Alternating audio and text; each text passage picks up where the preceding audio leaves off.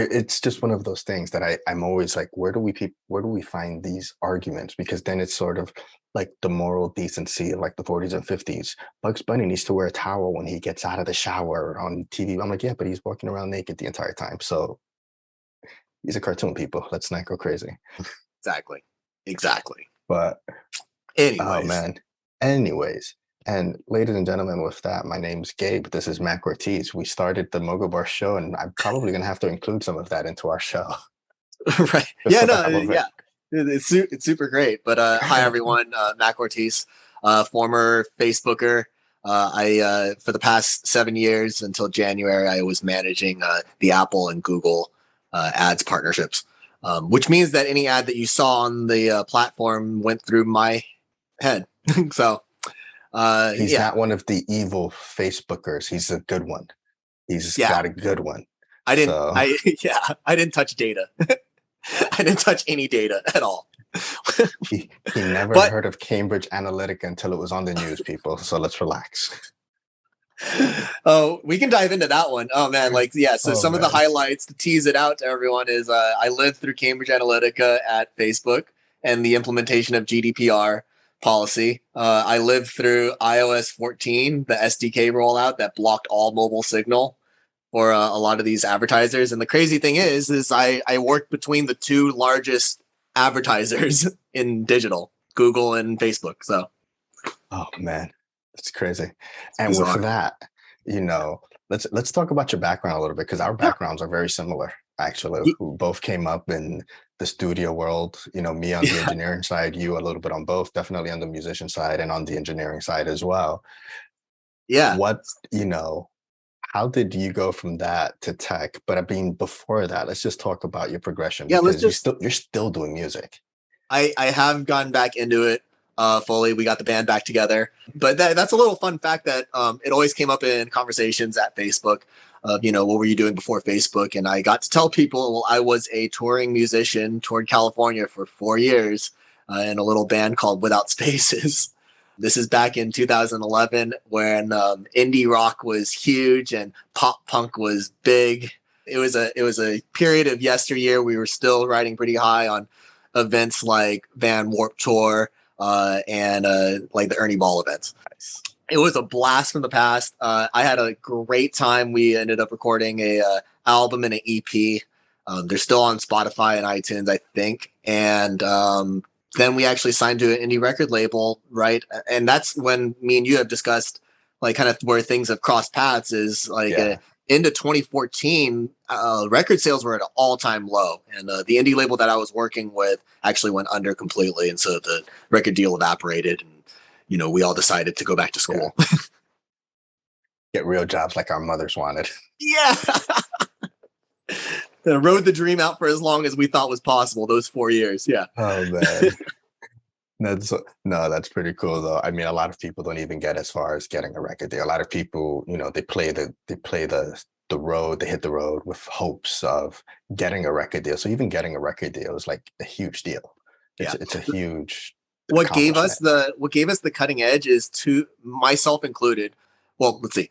Our bassist was a software engineer or an aspiring software engineer, so he had a very like strategic mindset already on like how to do things from 0 to 1 if to use tech speak. And then my other guitarist and myself were both marketing majors, and so we actually ended up implementing a lot of our like business practices into the band. Like, so I tell people like it wasn't like your typical garage band. The reason we even got as far as we did was we had a very strict like work schedule. Like I was up at 6 a.m. making connections, like looking up, Google searching, tracking down leads for like who to reach out to next, who's gonna get us the next big show, who's gonna get us this, who's gonna like negotiate the best record deal for recording, all those kind of things. And then I was up till probably like 2 a.m. that night, just like schmoozing and having drinks with people in the electronic music industry, like just figuring out how can I cross sell the band vocally to other areas. So it was a full-time gig. It was exhausting. Yeah. I don't think people realize what's involved.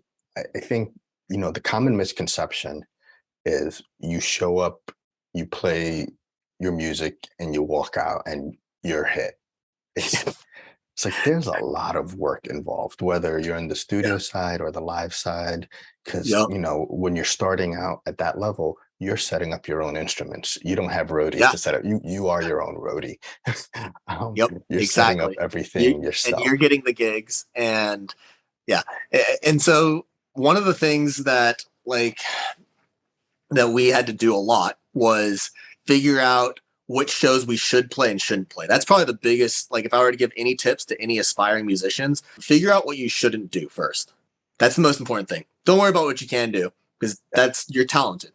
You're a musician, you're an artist, you're talented. You're a creator, you're a producer, you're very talented. You could do everything. Figure out what you don't want to do. Knock that Yeah. off the list and it'll be a lot easier from there. Yeah, and I think it's funny because that sort of ties into what we were talking about before we officially started. It's like, do the pre-work, find out what works, what Yeah. doesn't work, because you're not going to want to. I'm not going to want to talk to everyone that I meet with. You're not going to Yeah. want to do every podcast. So, you not every Yeah. show is a good show. Just because it's there doesn't mean that you should do it. So Yeah, and the yeah, argument that you always hear is well, we need the show to practice. In my opinion, if you're practicing still, you should still be in your garage practicing or in yeah, studio practicing. And there is a lot of practice. Like you see, I mean, you can kind of see it at the extreme levels with the current like K-pop trends, but mm, like those girls and guys, they're winded. Like they are athletes in a lot of ways. Like the oh lung yeah, capacity to be able to sing and dance at the same no, time, like that's it's a lot intense. of work. Yeah. It is. People never know what goes on. Everything Yeah. looks easy when you're not the one doing it. So Well, I was just talking to someone earlier today about how a lot of people like the magic effect of right, like everything, and they don't realize that a lot of these things, a lot of these moments that feel like magic in the arts or in the production side, from music all the way to ads, and this is kind of ties to like my time at Facebook. They don't see that this was like 100 days in the making, yeah, 300 days in the making. And because the truth is the magic happens when you can line up the planet, so to speak, line up that shot perfectly. And then yeah. when you hit the ball, it looks like magic. It looks like one of those Rube Goldberg machines. Like everything just clicks into place and it looks like magic. And that's the appeal. I remember having this conversation way back in my studio days where people was like, oh, so you just show up and you hit record. I'm like, I wish. yes. It's like, trying to explain it to somebody who doesn't know what's going on. I have to, Yeah. it's about not only mic selection, mic placement, depending which instruments are being played, so ensure that I'm placing the microphone at the exact Yeah. same time. Which kick drum mic am I using? Because if they hit that kick really hard, which they do I have the baffles up to isolate the drum set? There's so much involved. There's so Yeah. much involved. EQ. And back then, when I was doing it, we had all of the outboard gear that had to be patched in. It Yep. wasn't just plugins now, which believe me, I would have loved to have had plugins. But Wouldn't we have all? Yeah. it's just, it's like, okay, I gotta pick up the pick up the outboard gear to patch it in, make sure everything is set up right. The compressors, the EQs don't overcompress. Got to go through the mental gymnastics of remembering everything. And back then, artist tape on the board, make sure everything is done Yep. right. It's like, exactly, Yep. it's so much little things. It's like, I don't exactly just go in and hit record. It really is more, It's the 100 steps before. yeah, See, and so exactly. they're right in the sense that yeah, on the day that we are doing recording, my job is literally just to hit the record button because Yeah, if I did my job right, it'll be magic because I did those 100 steps before that you weren't even aware of. Because for you, this is the first day. Well, I hope this isn't the first day you're singing your song, but this is your first day in the studio. yeah, I've been working on this thing for 100 days, like in prep. correct, The first conversation we had when you said I would love to record in your studio, like I started working on this. Like, yeah, correct. exactly. It's a huge process. And, for a lot of new artists that don't know, like, yes, you are extremely talented, but there's more to it than you just showing up and singing because they don't realize they're going to be nervous. I've never come across a first time artist recording in a studio that wasn't nervous that very first time. And now we got to do punch ins. Now we got to fly your vocals. Now we got to do everything else and we got to kick it in right at the exact same time. It's like, It's exactly why I actually have my own little vocal recording rig here. see Not that. because I actually use this on our tracks. I'll actually go to a studio to go get it done. But this lets me practice over and over. And because I'm using Reaper, I can just tweak it. And then when I Yeah. go into studio, I can just tell them, hey, like, this is my Reaper scratch track. This is kind of what I was thinking. These are the kind of effects I'm thinking about. These are the kind of plugins I'm thinking about. And then get their professional take on it all to push back on it. And then you get like kind of that beautiful magic moment. So But whoever is watching this, take notes because that was such amazing feedback right there. Practice, record it, give it to your engineer so that they know what to expect because that is so valuable. People don't realize how valuable that is to have something to go off. Be like, okay, now I know what this guy sounds like recorded. Does he like how he sounds now? yeah, Because that'll help me understand what I have to work toward to. If you like what you sound, I don't have to recreate the wheel. I like, exactly. this is You the can start sound. there, Okay. polish. Yeah. Yeah, Yeah. this is the sound. He likes the sound. Okay, because at the end of the day, you're the artist. My job, aside from polishing you off, is to make sure that you're happy with how you sound. Yeah. It's Exactly. like, and people like, wow, I want it to sound this way. I'm like, okay, but does he or she like how they sound? Yeah. No. Because it is an art and Yeah. it's I, their art. yeah. We talked about this before, but I remember watching Donald Glover's Netflix skit slash documentary, where he talks about how he listens to his own music, and that's absolutely true. Like you should write and sing music if you're a vocalist. You should sing. You should be in love with your voice. Absolutely. Yeah. Side tangent, and you could probably attest to this. A lot of people don't realize that they probably do like the sound of their voice. They just don't like it through a cell phone because cell phones Correct. are horrible It's the sounding. worst sort of vocal amplifier, sound amplifier that there is. But people, that's what people have Or become used to. accustomed to. Isn't it weird? Yeah, we've beaten our audio senses down enough that we're actually okay with doing a full live recording on like an iPhone. You know, it was funny. So I was at Zoom before, and like part of the team that I was on, we were Mhm. reconfiguring, integrating new systems into clients' old AV systems so they can make it Zoom compatible and everything can sound good. And they'll be like, I don't, I don't know, this sounds different. I'm like, do you like how your cell phone sounds? And I remember I used that exact same argument. They're like, yeah. I'm like, well, this sounds better than that. Because I'm like, stop. Please, no, stop. We're not having this They- argument. It sounds fine. You're overthinking it. You are overthinking it. Someone needs to have like a cell phone filter as a plugin. Honestly, I Like, don't know why they don't have that already. cell phone It's just like simulator. cell phone. It's like iPhone.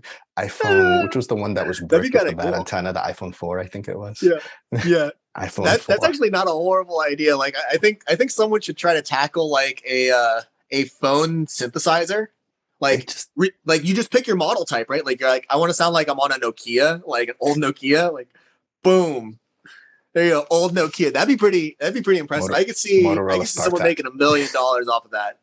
You can keep the money, but please credit this podcast. I that's it. Yeah, That's it. Yeah, done. keep the money. We'll take the credit right here. We'll take the Mac and Gabe. credit. Done. Yeah, because that'd be pretty sick. I could see people in film using that, right? Yeah, absolutely. Dude, I can see yeah, that. yeah, It's like it sounded like he was on a Motorola StarTech. No, that's just a filter. yeah. It's a plugin. We do that in post, actually. Isn't Yeah. that crazy? I have some good friends that are in film production as well. They went to like Art Institute in San Francisco, but they talk about how the industry has just changed like slowly but steadily toward more post production work in general. Like a lot of things are done in post. Thoughts? Yeah. I mean, I'm wondering how this is affecting the Foley artist specifically. Fun fact, I actually wanted to be a Foley artist before I knew what a Foley artist was. I, growing up, I just always heard those sounds and I've always been attracted to sounds and I became an audio engineer. But Yeah. I was always attracted to sound in movies and TV and I was always looking at them and I'm like, man, that sounds really cool. I wonder how they did that. I wonder how they did that. And I was growing up in the 80s, so I didn't have the internet so that I can search. But I remember just always being fat. How did they do that? And for some reason, I was always like at home breaking things, trying to recreate sounds that I heard before I knew what Foley was. And then when I became an audio engineer and I started learning about film post, but I was really like, I loved music too much to like deviate. But I was like really intrigued by the Foley art itself, Yes, the way that they create things. There's a podcast, 20,000 Hertz. I don't know if you've heard that one. I have. I Um, have. they're You should. freaking phenomenal. Whoever's watching right now should check it out. Like, please Yes, check out that absolutely. podcast. The Um, way they go on things about sound is just phenomenal. They had an episode on Foley, and I was just like, that's just my dream right there. But to go back to that, it's like the to answer your question, what do I think about the fact that now they're doing everything in post? It goes to show how the industry and the technology has changed, yeah, matured, and maybe potentially devolved to an extent. It's like all of those things in one, because it's changed to the sense because with technology, you can do so much more now. yeah, It's matured because I think it allows, it's lowered the barrier of entry now, where I think more people now have an opportunity to do something that maybe they didn't think they had an opportunity to do, and I'm actually grateful for that. yeah, I would have loved to have had this opportunity when I was yeah, growing up. I would have loved to have known that this was a possible career track. Like, I didn't go to traditional school for it. I mm, 15, I started interning in recording studios in New York. I mean, I was blessed because New York just had every yeah, recording studio in the world, so I could do that. yep, But to know that this is available now, post production and film, I'm like, I go to films, I hear the sounds, I'm fascinated, I'm in awe of it. And I'm like, wow, that is amazing. I was like, I would love to do that. Like sometimes I'll sit in a movie and I've done this twice now, that because my wife's called me out on it. And I haven't actually watched the movie. I'll just sit there listening, and listening to and it, yeah, I'm just like in awe of the sounds that I'm hearing. And I'm just like, oh, this is awesome. What do you think of the movie? It sounded great. It's like, but at the same time, when I say it's potentially devolved, because yes, it's lowered the barrier of entry where now other people can sort of get in, and I'm truly grateful for that. But I do feel that it's lost a little bit of the art form. It's lost a little bit of the technicality that's involved. I know that there's a lot of older guys in this industry that'll disagree with me, and I'm not talking about the stuff that they're working on. So don't jump down my throat. But I do like some of the things that I've heard. I was like, come on, that could have been done better. I'm not going to call out anything, but there's been some that I've heard that I'm like, come on, guys, like you can do better than that. Like I've heard some stuff and I'm just like, this sounds horrible. Like, what the hell? I know you can do better than that. If that was the goal, then okay, you achieved it. But you can do better. So exactly. that's my thoughts on everything being done in post production nowadays. Yeah, I think you're right that it has lowered the like barrier to entry significantly. I think I think I think what it means is, well, we'll touch on this in a little bit, but like it's this idea of like a cognitive surplus. It was a coin termed by a Foursquare founder in a conference called Web 2.0. And he was talking about how like technology has improved in a way that has allowed us as a society to have extra brain power, essentially, right? Like we're not working farms, right? Like Yeah. we're able to work less time for the same amount of productivity in a lot of ways. And what that means is we have like extra like headspace. Going back to this on what this means for lower barrier to entry. We need to now become better artists, is what it is. Like Yeah. you can't just be the same artist you were 30 years ago, 40 years ago. Like you need to take and use all the technology that's available to you. I'm talking about autotune even, like Yeah. every tool that is available, every plugin that is available to you, and wrangle it into your own like music. You got to be a better artist. Yeah. And it's funny. I remember, I think it was the Beatles' Abbey Road album. I Yeah, can't remember what it was. I'm trying to remember what they did to it. It wasn't an instrument, but they just like went like an empty room and just started recording. And then that the reverb off of that. Yeah, correct, they just started using that in the recordings. And it yeah. was like, You gotta push the boundaries further. I understand the appeal of vintage gear because yeah, it was simpler. I agree. It was simpler in a lot of Yeah, ways, like just based on variables, right? Like there were correct. just fewer knobs. Like some of the best compressors I've ever used, like the LA2A and stuff, like it's a very simple, like it's like a what, four knobs? Yeah. Yeah, Um yeah, it's very simple in comparison to like the plugin availability. And so what you got to do is you got to elevate your own skill and technical talent to match the gear that's available, because there's some very absolutely. impressive sounds that can be created. Absolutely. It's, you know, to the artistry point, I always Yeah. think of a theremin when I think of artistry. Right. It's Yeah. like a theremin to me is like just one of the most ultimate instruments. And I'm just like, how did you, whoever thought of the theremin, that's, How'd you come up with this? I would Yeah. love to have been a fly on that wall. Right. But, and also I would have loved to have done what people were saying to him, like, get that crap out of here. We need a clarinet. But Yeah. B, the fact that people can create these sounds. And it's just like, if nobody knows what a theremin is, please look it up. Go watch the Loki show. Did you see Loki on Disney Plus? I haven't seen it yet, so my It's the cue. theme song. The theme song is a theremin. So if you're curious Oh, to, Disney, you're not our sponsor yet, but you should be. Disney Plus Loki has a theremin sound on it. Yeah. and it's one of the most amazing sounds you will hear. And I have always loved the sound of that. And I've always respected a theremin artist as like Yes. one of the ultimate shows of artistry. And like, the first time I saw it played, I'm like looking around, What is going on? Yeah. like, what are you doing? Like the first time anybody brought that into the studio, I was just like, A, I don't know what to do. B, I was like, what are you doing? What is this It weird looks like thing? magic. It It looks really like does. magic. It really does. And I remember just sitting there, like, I was like, wait, a little bit more, just keep going. I'm still thinking about Yeah. what to do here with this. Okay. Yeah. And The I think that's, difficulty in capturing that sound is just impressive, yeah, to say the least. I was like, I was just like looking, and I legit all I threw up was an AKG 415, and I couldn't think of Yeah. what else to do because Yeah. it was between that and a ribbon mic. It was a Coles 4038, and I was just like, I couldn't think of what to do. I'm like, it sounded good. They were happy with it, and I was like, okay, good. But I didn't, no compression, no EQ, no anything. I just let it stand alone. I was just like, to me, that sound was just phenomenal. That was the very first time I had ever heard it in my life, and I was just like, Yeah. Yeah. wow. So that's what I'm thinking about. Like when you say raise your artistry. So that comes to mind. And then the other Yep. thing that comes to mind, probably because I just saw Top Gun Maverick, is, fighter pilots. You think about the fighter pilots in the dog fighting years of World War II and the Vietnam War.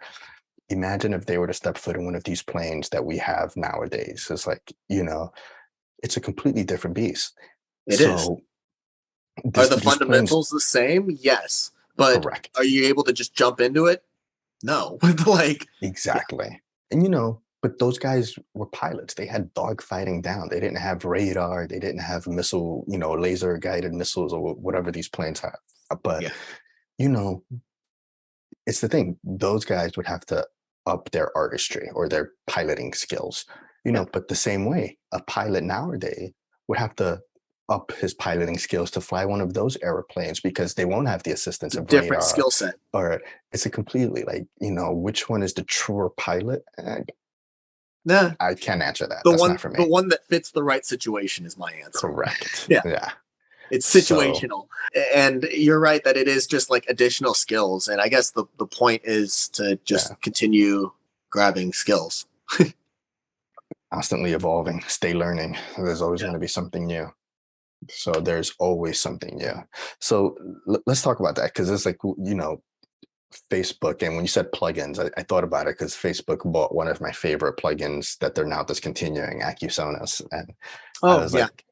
like, I had loved using AccuSonus for a while, but hey, everything comes to an end. Um, Yeah. but That's true. Yeah.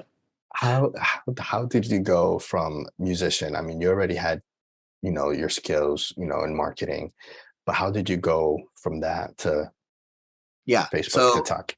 yep. Yeah. So what happened was Facebook actually, I finished my bachelor's degree, and Facebook approached me for a product role or a product support role, working directly with engineers to identify like bug issues and other like large issues with regards to like the ads. So like when you hit so here's some real talk. When you hit the bug fly trap button on Facebook, that actually kicks it into and fill out that whole thing. It's kicked into an automated queue that is then run like what happens is a bot is checking for anomalies. So it's like it's analyzing every single like filing and then it subsequently like buckets it together. I worked on that, building that out. Nice. I did a good job on that, along with some dashboards that they actually tapped me for Apple at the time to be on the sales marketing team. So helping Apple develop kind of cutting edge creative strategies.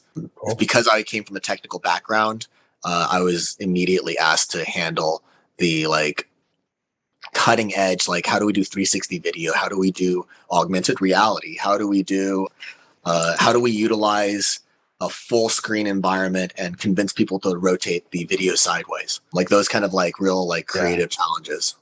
Yeah. Nice. That sounds fun, actually. It was a lot of fun.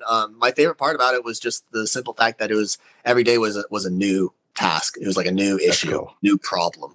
That's to cool. solve. It keeps it fresh, keeps you on your toes. It really does. Yeah. Yeah. It's like so. Okay, so Facebook, is it as evil as everyone says it is? I think it's easier to think. Yeah. It's easier to think about all this from a like a tech company lens. Like just thinking of tech. Tech companies are full of a lot of people that really care about what they do. Like they usually have like people that have hit a FANG company like Facebook, Apple, all Google. They are typically in their career where they're established and they're doing things because they want to do them, not because they have to do them. Like that's typically the typical Facebook, Apple, Google employee. Because of that, they choose what they want to do, which is usually really great things, very positive work. The problem is there's a disconnect between the culture within the company and the world. That's the disconnect. Yeah. Like I just remember at Facebook, it was very difficult, especially the earlier years, just difficult to like imagine bad actors, like imagine the concept of bad actors. Or people like you build a product and you're like, hey, this is an amazing product without really thinking too hardly about like, well, if I was evil, what would I do? So that was like a big wake up call actually going into Cambridge Analytica in a lot of ways. And I'll spare people most of the details, but realize that there are a lot of people in Facebook that are trying to do the right thing. I want to say actually majority of the people in there are to do the right thing. But what they need is they need feedback. That's how the company thrives. That's how all tech companies thrive. They thrive on this concept of a feedback loop. Their products thrive on that. The best thing that anyone can really do is tone the anger down and tell a Facebook or Google employee, this is what's wrong. Please help us fix it. And that's it. Like, because that's the feedback loop that we need. I think the problem is it's too easy to be mad these days. It's I think we've all been guilty of it to some extent at some point in our lives, but I think it's way too easy to blame Facebook for all of the world's evils, and it also doesn't help that Mark Zuckerberg does legitimately come off like a robot sometimes. Oh, it's super funny. He's So a little thing that a lot of people, maybe a lot of people know this now, about our town hall meetings or like our company-wide Q&As that happen weekly. That practice actually started after Mark had his first interview on national television, which was brutal. This is back in like, I think 07 or something, 06, like ages ago. And he came back to the company, and maybe that's not that far, but he came back to the company and he just said, I don't ever want that to happen again. So I want you all to grill me on the hard questions in these Q&A. So I have a prep. Going back to the pre-work thing, right? There you go. Company Q&A started off as pre-work for Mark. And that's actually what jazzed up everyone in the company to participate, because it was like Mark wanted to hear the most difficult, like in a safe environment. That's also why it was extremely confidential. But he was like, give me the tough questions that like an investigative journalist is going to ask me. Like, so I can mumble and fumble through it all with good intentions with all of you because you know that we all care. And then we can like we can work on it better, pre-work it. It's I like mean, pre-working for interviews. Yeah. it's it. I would love to like. I think there needs to be a book of like the stupid questions they get asked at a tech town hall. Oh man, it's And I've worked at two tech companies, well, three if you count the one I'm at now, but AOL and Zoom. And I'm not going to say which one it was, but there was one where the question was, why did we switch from 3-ply toilet paper to 2-ply toilet paper? It was where's the flavored water? It's like, this is what you're asking about. And there yeah. was one where it was like in the support thing, is like, they only have regular candy. There's no organic candy. And I'm like, is this what's on your mind?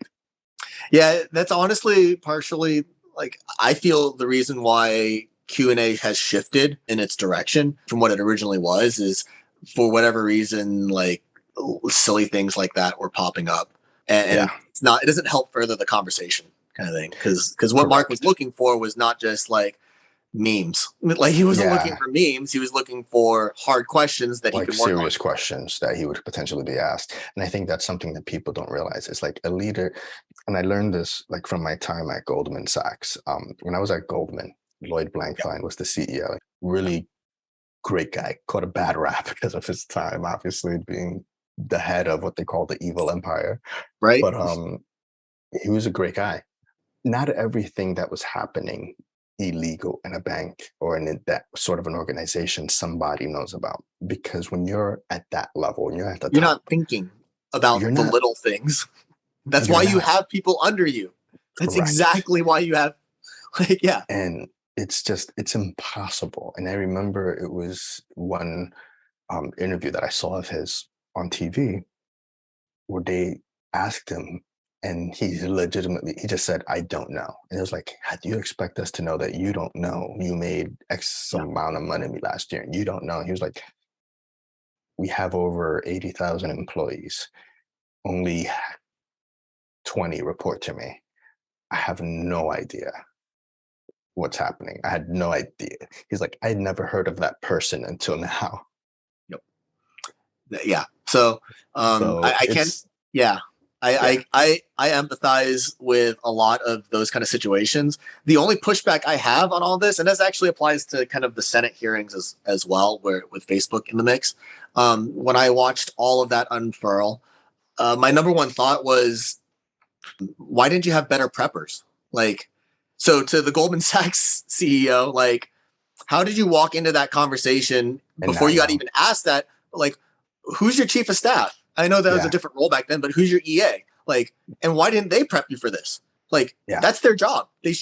I never expect a CEO to know everything, know the answer to every question at any given moment, but I You expect should him to know. be smart enough to hire people to prep him on it. And Yeah. so, And similarly with the Senate hearings, that's how I felt with the correct. senators.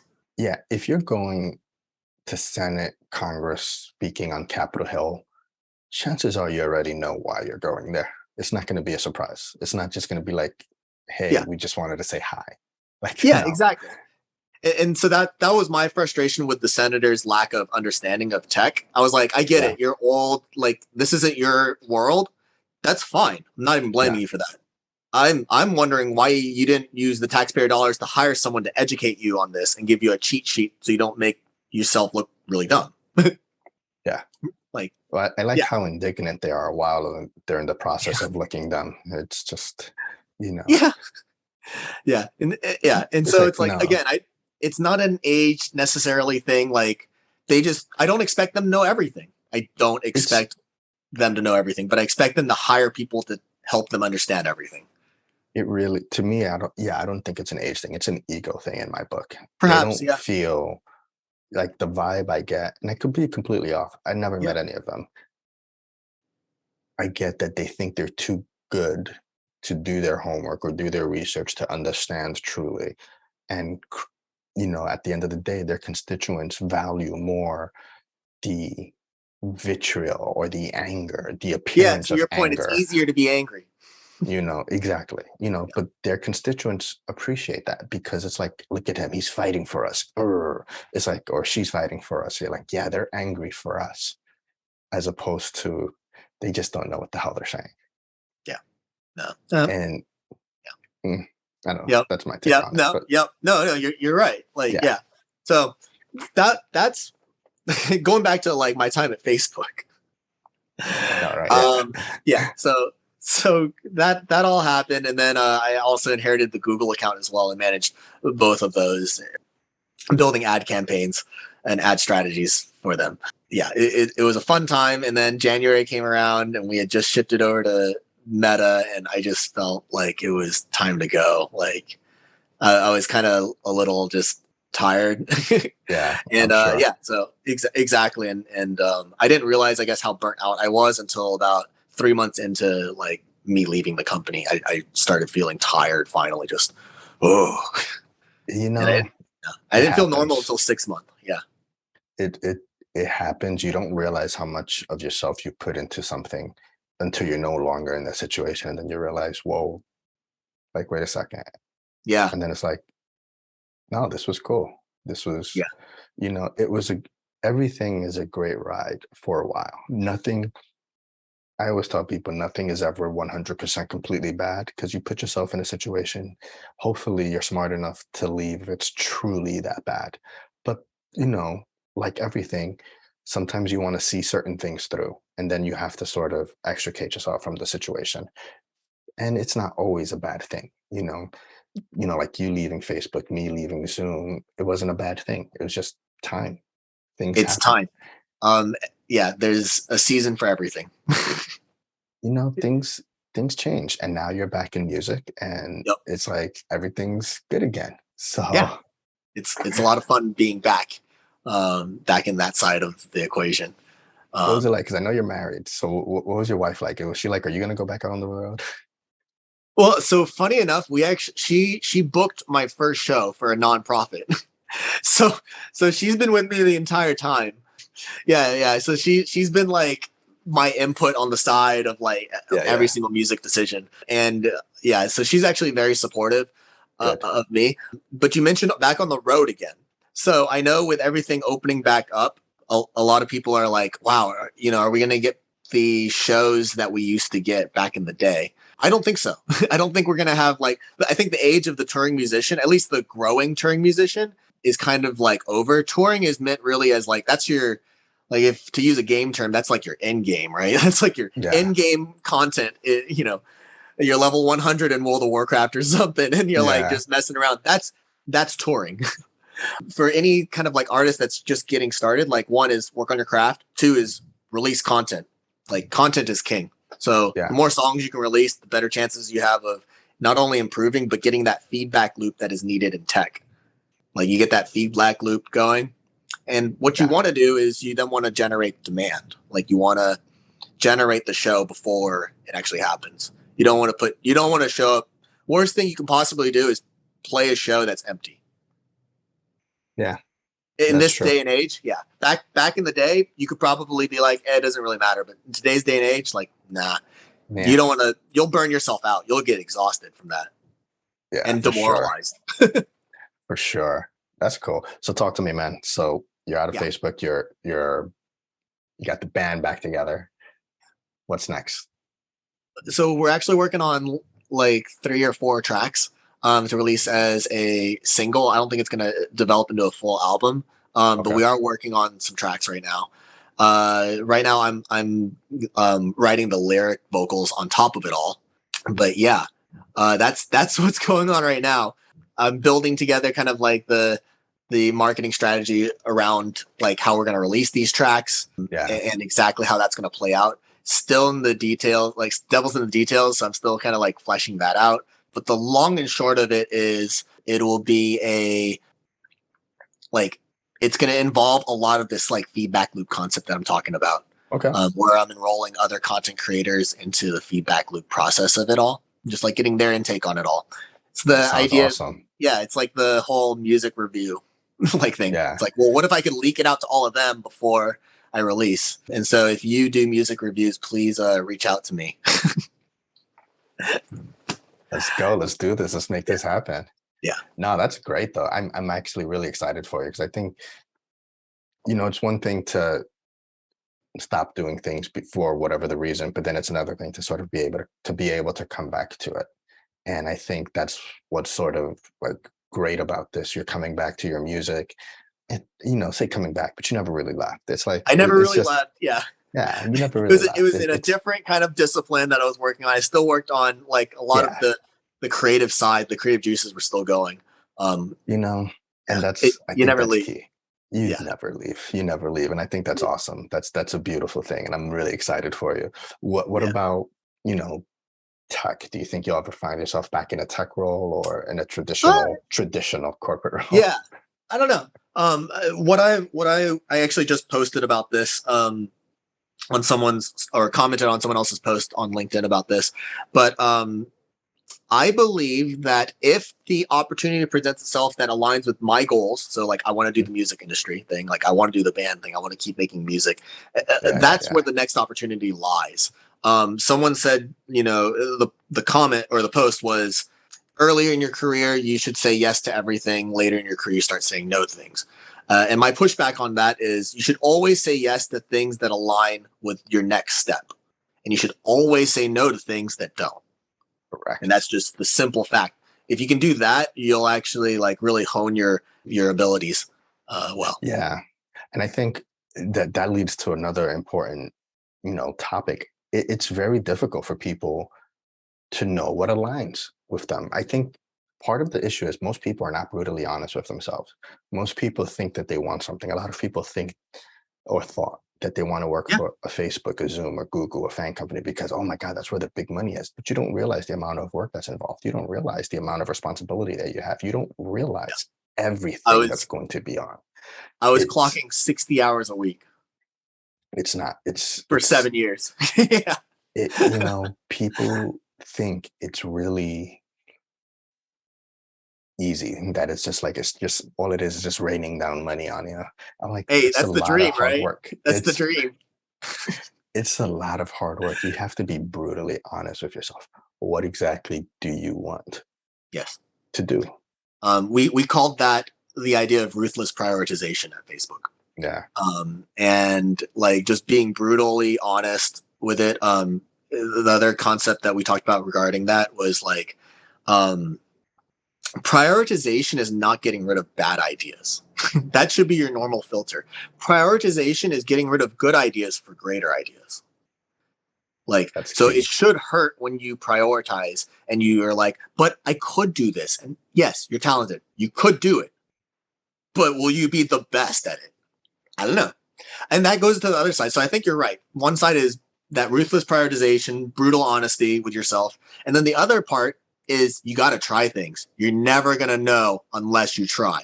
And so, yeah, try joining a Facebook, try joining any of those companies, try it out, but then be brutally honest at 6 months. Be like, Yeah. do I want Is this? this working? Is this Yeah. working? Is this the right thing for me? I Yeah. think that's sort of what people want to romanticize certain Yeah. jobs, certain positions, certain whatever. It's like, yeah, if I do this, maybe I can start my own startup. It's like, doesn't work like that. You either have the idea or you don't. It's it's just not. I've seen a lot of people not being honest with themselves. They can't do it. It's not a superpower of Yeah. theirs. It's not a. It really does take. It takes I a think way to just step out yeah. of yourself. I You have to think the step key to out. it, I think the key to it is learning how to ask good questions of yourself. Yeah. Like learning the why is very important. And so start with your job, right? You're like, hey, I think it would be amazing to have the job at Facebook as a software engineer. My question is why? And then you ask yourself that, and then you be honest. You're like, well, I think it's going to make me a ton of money. And that's not the answer. Like, I'll ask why again. Okay, so you made a ton of money. Now what? Why? Like, why did you do it?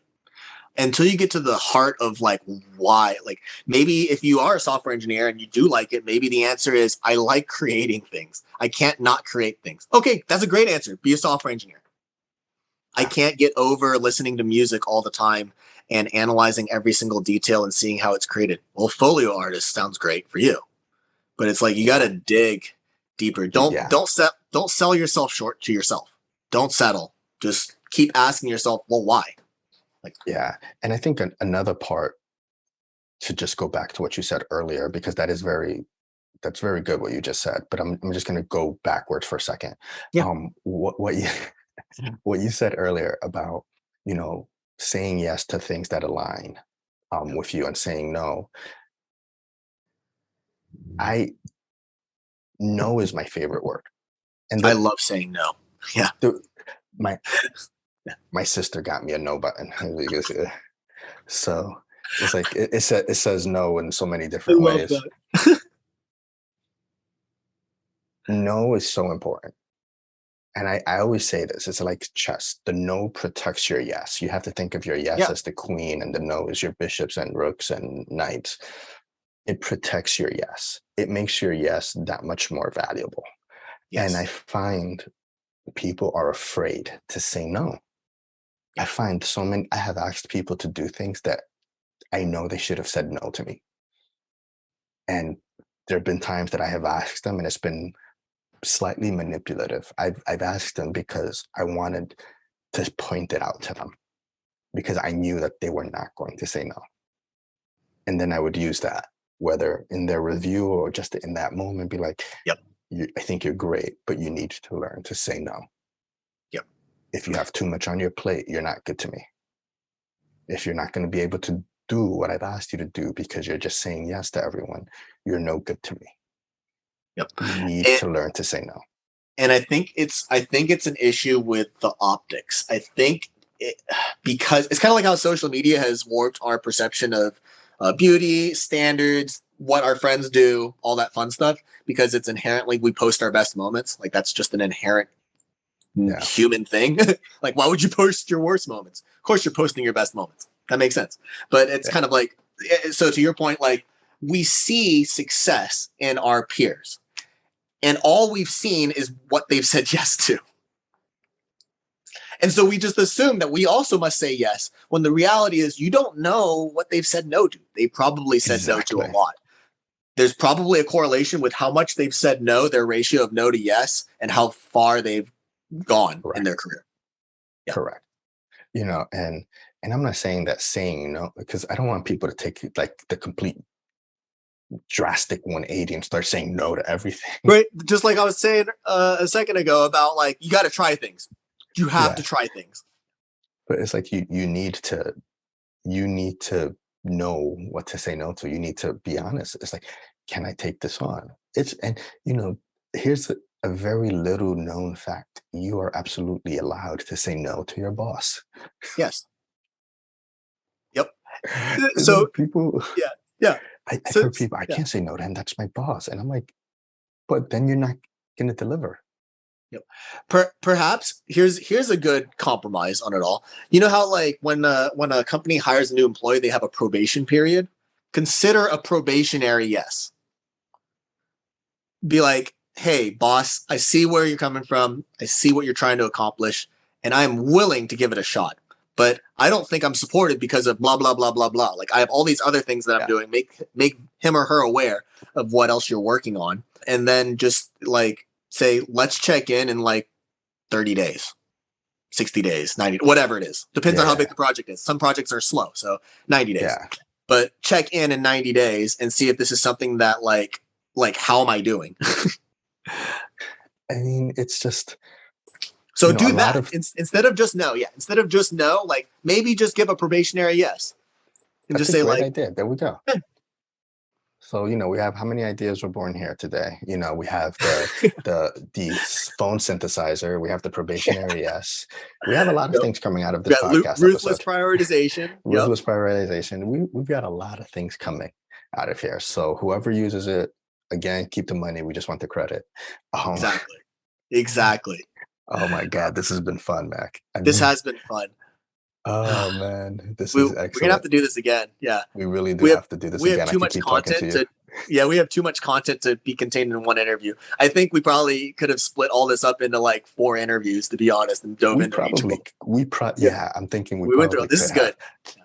Yeah, yeah, we definitely have to do this again. Oh man, this is gonna be fun. We could probably just do episodes just like riffing. Yeah, we can make it a series. Let's go. Yeah, Let's do it. I'm down. I'm down. I'm down with that. Yeah, we All can right, make it here a you go. series. New You series hear coming it here soon. first. Bang. New series I love coming it. soon. New Oh, series. Mac, I appreciate it, man. Thank you so much. If people want to get a hold of you, where can they find you? I'll put everything in the show notes, but if you just want to tell them, where can they find out more about your band? Yeah, yeah. I think. Well, let me make sure I give you the right link. But do you use you ever use Linktree? Yeah, yeah. Linktree, you should sponsor us. There you go, Linktree. But I believe it's my Linktree, which is just my name. So it's like link. I think link.tree / Mac Yeah, Ortiz, something like that. We'll confirm that, and yeah. we'll We'll put it. confirm. I'll We'll put put it it in in the the show notes notes. below. If Yeah, you do want to reach out to me, yeah. If you are looking for something kind of quick, just to like message me, my LinkedIn is available. I'm a excellent. publicly listed on that. So if you just go to linkedin.com /in /Mac MACK Ortiz Ortis, not with a Z. There you go. Yeah, Mac with a K and Ortiz with an S. Yeah. Oh Feel free to send man. me a message on LinkedIn. Be happy to chat. Yeah, and if you're interested in consulting services, like feel free to reach out if you would like a ex Facebooker to kind of give your marketing idea, your product idea, kind of like a quick once over. He will not help you set up your Facebook profile. That's all on you. No, that's honestly something that I don't even have access to anymore. So Oh, Mac, I appreciate it, man. Thank you. This has been fun. I can't wait for the people to see this. yeah, this is gonna be good. Excellent. And we're out.